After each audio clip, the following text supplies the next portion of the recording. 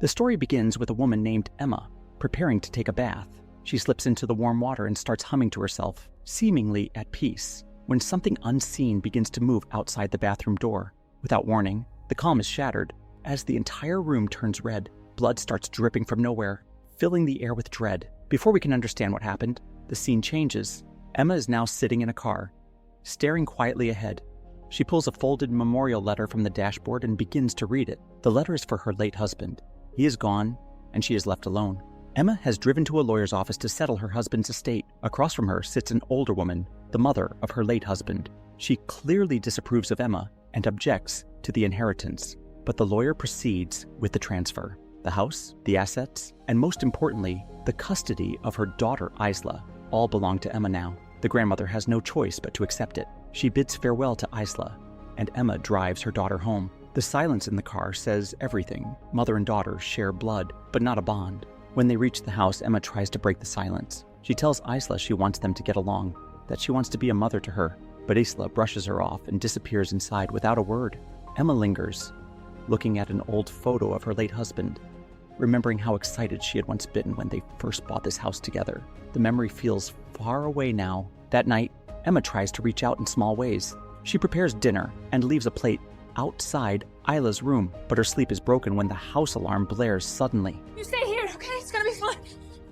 She runs downstairs and shuts it off. Something feels wrong. She arms herself with a knife and searches the rooms. A window stands open, the curtains blowing faintly in the night. Outside, on the ground lies a dead crow, its dark feathers scattered. Isla appears silently behind her. Emma tries to comfort her, saying no one is in the house but them, but Isla does not respond. She walks away without a glance. Emma is left unsettled, struggling to sleep through the night. The next day, Emma's sister comes to visit, bringing warmth into the cold house. She congratulates Emma on moving in and encourages her, saying Isla will eventually come around. Emma tries to believe her. A man named Mark also stops by, offering flowers and condolences for her loss. He lingers a little too long, making it clear he has feelings for her. Emma cooks pancakes for Isla, and to her surprise, Isla thanks her. Thank you. The smallest gesture gives Emma hope. Together with her sister, she rearranges the furniture, trying to make the place feel like her own. Later, Isla plays outside in the yard while Emma and her sister watch from the porch. For a moment it feels normal, but Isla glances up at the house and freezes. A dark figure stands at the window staring at her. When she blinks, it is gone. That night at dinner, she mentions it briefly to Emma but refuses to explain further. Emma tucks her into bed and returns to the bathroom, where the bathtub lingers in her mind. The water is heavy with memory. She had once tried to end her life in that very tub. The peace does not last. Strange noises stir the house. A picture frame falls on its own. Isla wets her bed, and Emma comforts her, choosing to stay beside her that night. Days pass in a blur. During a therapy session, Emma's laptop suddenly powers down as though something doesn't want her speaking. She looks through old photographs of her husband, and Isla joins her, missing him deeply. Their grief overlaps, giving them a rare moment of closeness.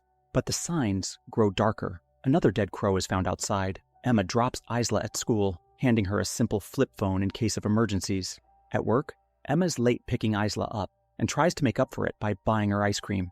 Mark intrudes again, rambling about his job, his interest in Emma clear. She excuses herself quickly. Back at home, Isla draws their neighbor's cat, Mr. Nibbles. Emma brings out her sculpting kit, and together they shape clay figures of the cat. For the first time, the two genuinely laugh together. But the warmth fades when Isla, playing in the dark, finds a hidden box inside the house. She discovers a ring, but it slips through her fingers and falls into a drain. Emma scolds her but holds back her anger, taking the box to her own room. That night, footsteps echo through the halls. The alarm shrieks again. Food is scattered in the kitchen. Isla vanishes, only to be found in the forest, whispering strange words. The police arrive and tell Emma to keep her doors locked. The next day, the school calls. Isla never arrived. Panic sets in until Emma finds her back at home with Mark, who claims Isla was bullied and he found her wandering the road. Emma thanks him, but the unease doesn't leave her. Later, Isla shows her mother a figurine of a ghost she has crafted. Darkness settles thicker. At night, Isla is shadowed by something unseen. The oven alarm blares, leading Emma to find Isla's clay figures burned to ash. A pile of dead birds appears outside the window. Emma turns and finds Isla silently watching her. Fear creeps in. That night, she takes Isla to her friend Ashley's house, where she tries to find comfort, but the next day, Ashley visits and becomes a victim herself while playing hide-and-seek with Isla. Ashley hides inside the cursed wardrobe. Something attacks her from behind, leaving Isla terrified and hiding under her bed as heavy footsteps echo through the house. Emma returns to find Isla shaken, clutching the mysterious ring once again. The horrors escalate. Emma investigates the attic and is startled by a cat, causing her to fall. Isla appears suddenly, asking to sleep with her. Desperation drives Emma to install security cameras around the house. That night, the cameras pick up movement. Armed with a bat, she searches and finds a blood-stained box containing the dead body of Mr. Nibbles. She buries the cat quietly, but the next day, its owner enters her home searching for it, only to be dragged into a room by an unseen force. While at work, Emma gets another camera alert. She calls Mark to help review the footage. On the screen, they watch the neighbor step inside the house. Moments later, the feed distorts with a loud thump before cutting off completely. Emma and Mark rush back but find no trace of the woman. The broken camera lies useless on the floor. By now, Emma is worn thin. The house feels heavier with each passing day and her nerves are raw. Mark chooses this moment to push himself further into her life, but his intentions are not as kind as they seem. When Emma resists, he grows frustrated. For a moment, his hands hover at her throat as if he might hurt her, but he stops himself. Emma screams at him to leave, her voice trembling with anger and fear. Mark storms out, leaving behind an even darker shadow than before. The next day, Emma tries to get answers from Isla about the neighbor's cat. Isla denies any part in it. Instead, she blames it on a ghost. The way she says it unsettles Emma, and it pushes her to seek help at a nearby church. The priest listens and talks about evil forces attaching themselves to the innocent. He asks if Isla was ever baptized. His words don't comfort her. They only add weight to her dread. Back at home, Emma notices Isla on the security cameras, talking to someone unseen. She rushes upstairs and finds the walls covered in crayon markings. Isla swears it wasn't her. Tension boils over and Emma lashes out at her. Isla runs away in fear. Mark returns and pounds on the door, shouting for Emma to let him in. She ignores him until he finally goes away. That night, the sounds return. Emma grabs a knife and climbs the stairs. In the shadows, she glimpses a masked figure. Terror claws at her chest. She hurries into Isla's room, clutching her daughter close, the knife shaking in her hand. But when she steps into the hallway, the figure is gone. Nothing but silence remains. Shaken, Emma calls her doctor and tries to explain what she has been seeing, but the doctor dismisses her, saying it's all in her mind, another episode from her fragile past. Emma's fears bleed into her dreams. In one vision, she sits in the bathtub with Isla and slits her wrist open with a razor. The water turns red. She wakes in shock, realizing it was only a nightmare. The image lingers even when daylight comes. Later, an officer discovers Emma and Isla asleep inside their car, exhausted and broken down by the constant fear.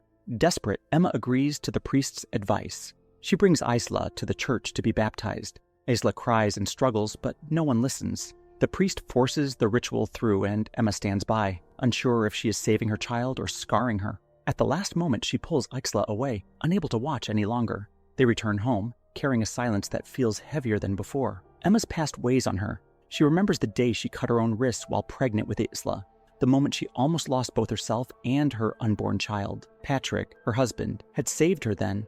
The memory cuts deep, but it reminds her how much she wants to live and how much Isla means to her now. Back in the present, the bathroom mirror shatters on its own. Emma races to Isla's room and finds it crawling with insects. Isla is missing. She frantically searches until she finds her daughter hiding under a bed. Isla confronts her with painful words, demanding to know why Emma had once tried to take her own life while carrying her. Emma breaks down, admitting it was her greatest mistake. She tells Isla that she loves her more than anything. The tension softens, and Isla finally comes out from under the bed. They curl up together, holding on to each other. Outside, Mark sits in his car, watching the house in silence. The cameras inside pick up movement once again. The cupboard in the living room slowly shifts to the side, revealing a hidden passage. From within the darkness, a masked figure steps out. Inside the hole are rotting bodies covered in flies. The masked figure moves silently through the house, entering the bathroom where Emma is bathing. Emma feels the presence and gets out, shaken. She checks the footage and watches the cupboard move on its own. Before she can process it, the masked figure lunges, She strikes him with her laptop and flees upstairs, the panic rising. The figure grabs a knife and hunts her through the house. Emma grabs Isla and urges her to run, but chaos follows. Mark suddenly breaks into the house, attacking Emma from behind. Before he can kill her, the masked figure drags him upward into the attic, his screams cutting short. Emma tells Isla to escape and then faces the masked figure herself. He strikes, and the struggle sends them both tumbling down the stairs. Emma barely escapes, running outside into the woods. In the darkness of the forest, the masked figure catches her. He stabs her in the back, forcing her to crawl through the dirt, bleeding and desperate. He stabs her again, then cuts across her face with the knife. The brutality is relentless. Just when it seems Emma will not survive, Isla appears. She gathers her courage and strikes the figure with a stick. He turns on her, wrapping his hands around her throat. In the chaos, Emma finds her strength. She drives a blade into him, ending the fight for good. Morning comes. Investigators swarm the house. When they finally pull the mask away, the face beneath is Mark's. To everyone else, it seems solved. Another twisted man revealed. But Emma knows better. She knows Mark had been in the wrong place at the wrong time. The figure she fought was something else entirely. Something still out there, waiting